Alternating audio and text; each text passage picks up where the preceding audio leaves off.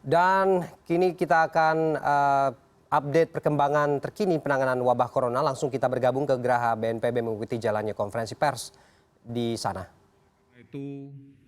Maka sejak awal physical distancing menjadi kunci sukses di dalam pelaksanaan pengendalian penularan COVID-19 ini. Saat ini dirasa perlu oleh pemerintah untuk kemudian memperkuat physical distancing ini, karena dalam beberapa hari terakhir kita masih mendapatkan ketidakefektifan pelaksanaan ini akibat disiplin yang masih belum kita bangun bersama-sama di tengah masyarakat. Oleh karena itu, pemerintah kemudian memberikan kesempatan kepada pemerintah daerah untuk mengajukan pembatasan sosial berskala besar di dalam kaitan untuk meningkatkan efektivitas physical distancing. Tujuan dari pembatasan sosial bukan dimaknai melarang, tapi membatasi, karena kita sama-sama pahami faktor pembawa penyakit ini adalah manusia. Oleh karena itu, sebaran penyakit ini akan sejalan dengan aktivitas sosial manusia itu sendiri. Oleh karena itu, perlu untuk kita batasi. Mengapa dibatasi? Karena kita yakini banyak kasus positif tanpa gejala, kasus positif COVID-19 dengan gejala yang minimal, sehingga secara subjektif dirasakan tidak ada gejala yang masih berada di tengah-tengah kita. Dan kemudian masih banyak kelompok masyarakat yang rentan, yang mengabaikan physical distancing, mengabaikan untuk menjaga jarak, mengabaikan untuk tidak rajin mencuci tangan, sehingga akibatnya adalah penularan yang terus-menerus terjadi. Strategi dasar ini kita perkuat dengan gerakan masker untuk semua. Kita wajib menggunakan masker manakala berada di ruang publik, manakala ada di luar rumah. Karena kita tidak pernah tahu bahwa orang yang di sekitar kita apakah menderita COVID-19 tanpa keluhan, tanpa gejala, atau yang kita sebut dengan orang tanpa gangguan. Oleh karena itu, dengan semua memakai masker, kita yakini kita akan menjadi tidak rentan terhadap penularan COVID-19 ini. Strategi yang kedua yang dilaksanakan adalah melakukan penelusuran kontak dari kasus positif yang kita rawat.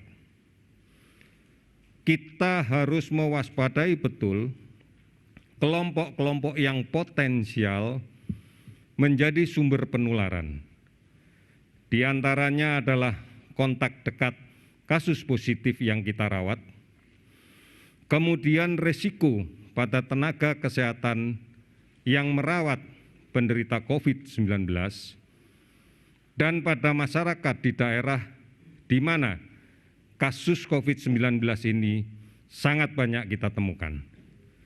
Inilah gunanya kemudian pemerintah menentukan kebijakan untuk melakukan screening, untuk melakukan pemeriksaan penapisan dengan menggunakan metode rapid test. Pemeriksaan rapid test oleh pemerintah sampai dengan saat ini sudah didistribusikan lebih dari 450.000 kit ke seluruh Indonesia. Tujuannya adalah untuk melakukan penyaringan penjaringan kasus penelusuran kontak pada tenaga kesehatan dan pada komunitas di mana di daerah tersebut didapatkan banyak sekali kasus positif. Ini strategi awal yang dilakukan terkait dengan pemeriksaan tes.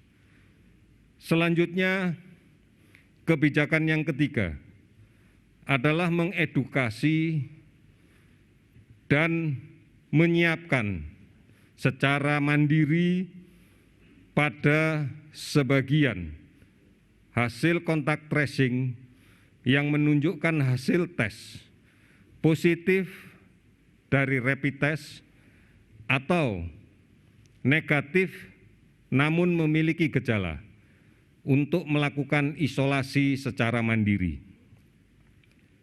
Isolasi ini bisa dilaksanakan secara tersendiri atau dilaksanakan secara kelompok seperti yang diinisiasi oleh berbagai kelompok masyarakat kita.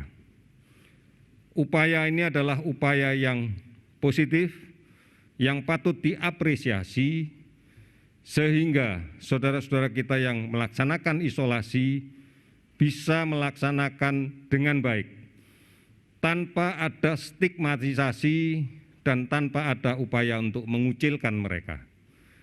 Namun kewajiban bersama untuk membantu agar mereka bisa melaksanakan isolasi dengan baik. Dari kelompok inilah kemudian apabila pemeriksaannya kemudian diulang dan didapatkan positif atau keluhan klinis semakin memberat, baru kita laksanakan pemeriksaan antigen dengan metode PCR. Sampai dengan hari ini kita sudah melaksanakan pemeriksaan lebih dari 15.000. Ketersediaan reagen untuk PCR sudah ada sampai dengan 200.000.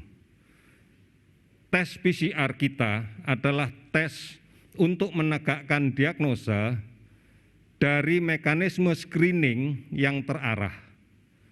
Oleh karena itu, kita tidak akan melakukan screening dengan PCR. Screening yang kita lakukan adalah dengan rapid test. Di samping juga melalui tracing dan analisis resiko kontak yang cukup tinggi. Inilah efektivitas penggunaan PCR kita, sehingga persentase positif PCR dari pemeriksaan yang dilakukan relatif tinggi. Karena PCR tidak kita lakukan dengan metode acak, tetapi terpilih dan terstruktur, dimulai dari awal.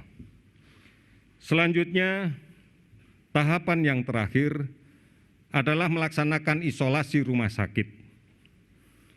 Ini dilakukan manakala isolasi mandiri tidak mungkin dikerjakan, karena ada tanda klinis yang membutuhkan layanan definitif di rumah sakit.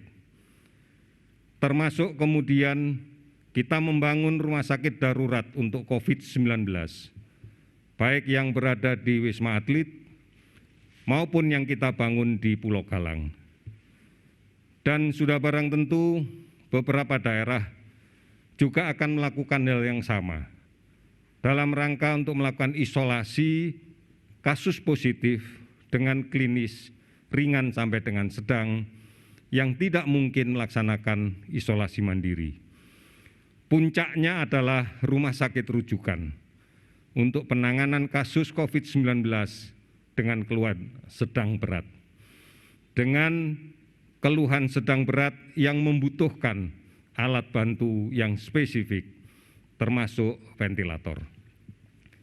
Strategi ini kita lakukan dalam rangka untuk mengefektifkan, mengefisienkan, dan tepat sasaran pada saat kita menggunakan sumber daya yang kita miliki.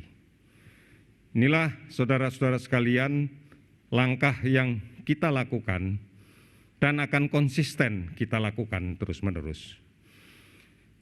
Kemudian sampai dengan saat ini sudah lebih dari 679.000 APD diadakan.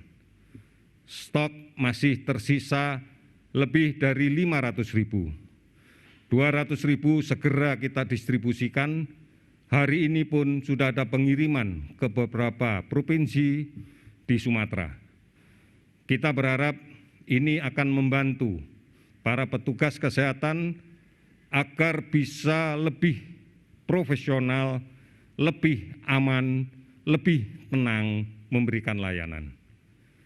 Hampir 18.000 relawan medis dan non-medis telah mendaftar. Ini bukti kepedulian yang luar biasa dari segenap bangsa kita. Bahkan sudah lebih dari 83 miliar rupiah telah diterima yang merupakan partisipasi dari seluruh masyarakat Indonesia, termasuk warga diaspora ataupun warga negara Indonesia yang berada di luar negeri. Namun sekali lagi, ujung tombak masalah ini adalah di tengah-tengah masyarakat sekalian.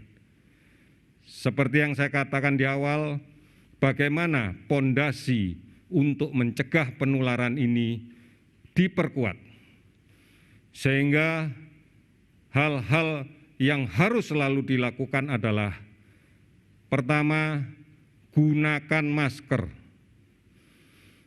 kain, masker bedah, masker N95 hanya untuk petugas. Cuci tangan pakai sabun dan air yang mengalir. Hindari kerumunan. Pembatasan sosial berskala besar akan melakukan itu. Kemudian jaga kesehatan diri kita sendiri. Cukup istirahat, asupan gizi yang baik. Ini menjadi awal bagi kita untuk bisa menjaga kesehatan secara keseluruhan. Jangan melakukan perjalanan kemanapun. Keluar rumah hanya apabila diperlukan. Selebihnya lebih baik berada di rumah.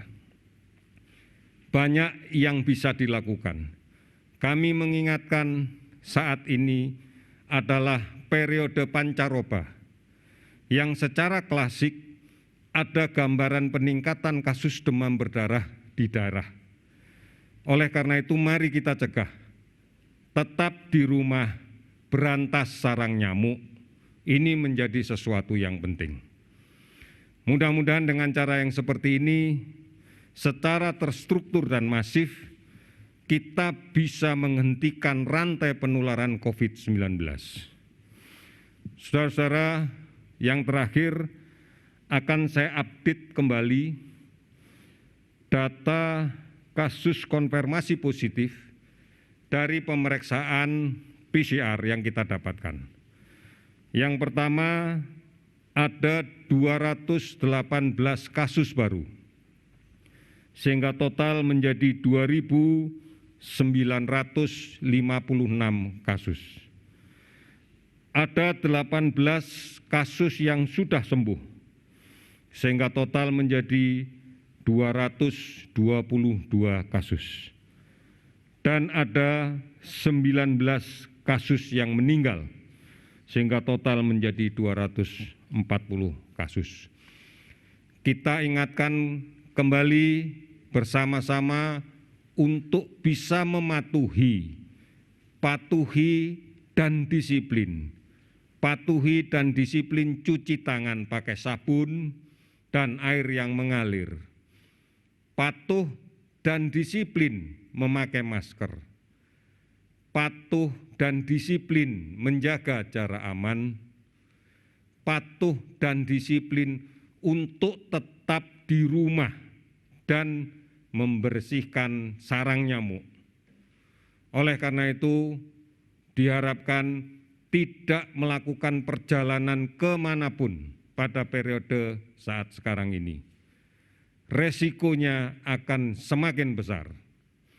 Oleh karena itu, mari kita bisa melindungi diri kita sendiri. Kita bisa melindungi keluarga kita. Kita bisa melindungi lingkungan kita. kita bisa melindungi orang-orang yang sudah tua, saudara-saudara kita yang di kampung, agar mereka tetap sehat. Kita bisa melindungi seluruh bangsa kita.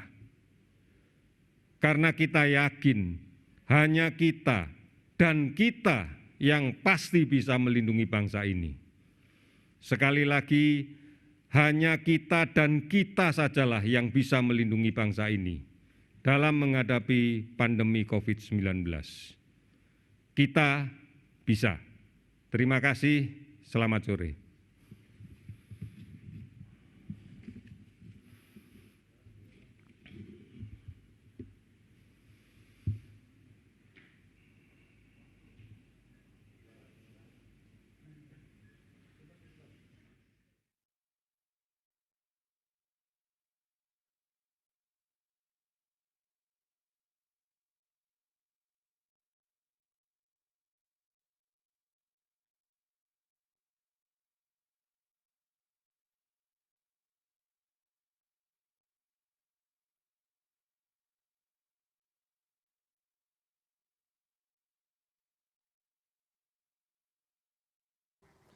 Ya, baru saja kita mendengarkan update terbaru dari juru bicara penanganan wabah corona Ahmad Yuryanto yang menyatakan bahwa hari ini per hari ini ada penambahan kasus sebanyak 218 kasus untuk kasus positif sehingga kemudian jumlahnya menjadi 2.956 orang positif COVID-19 di Indonesia dan juga ada perkembangan terbaru untuk laporan 18 orang sembuh sehingga kasus kesembuhan yang terjadi ini bertambah menjadi 222 orang. Dan sementara untuk korban meninggal dunia per hari ini ada tambahan sebanyak 19 orang sehingga jumlahnya menjadi 240 orang. Yang perlu diingat adalah dengan penambahan seperti ini artinya masih terjadi penularan kasus positif COVID-19 di tengah masyarakat. Untuk itu berbagai imbauan untuk physical distancing ini juga masih terus diingatkan secara tertib dan disiplin untuk menjaga jarak, menggunakan masker saat berada di ruang publik dan juga berada di luar rumah. Dan kemudian bagaimana kemudian himbauan juga tidak pulang ke kampung halaman untuk memutus transmisi penyebaran kasus positif COVID-19 ke sejumlah daerah. Dan yang juga perlu kita catat bahwa kemudian pemerintah sudah melakukan banyak strategi. Kontak tracing juga sudah terus dilakukan dan pengadaan 450.000 kit alat rapid test ini juga sudah dilakukan dan distribusikan ke sejumlah daerah yang memiliki kasus positif COVID-19 dan juga bagaimana masyarakat diminta untuk bisa melakukan edukasi secara mandiri bagi masyarakat atau bagi siapapun yang kemudian memiliki gejala awal kasus ini untuk melakukan isolasi mandiri di rumah tanpa perlu adanya stigmatisasi dan juga mengucilkan kelompok-kelompok masyarakat atau per orang yang memang memiliki gejala awal. Karena kemudian kalau gejala klinis lanjutan ini terlihat akan disiapkan juga rumah sakit rujukan yang siap dengan tenaga medis dan juga alat kesehatan tentunya. Informasi terkini lainnya akan kami hadirkan sesaat lagi. Tetaplah bersama CNN Indonesia Breaking News. CNN Indonesia Breaking News.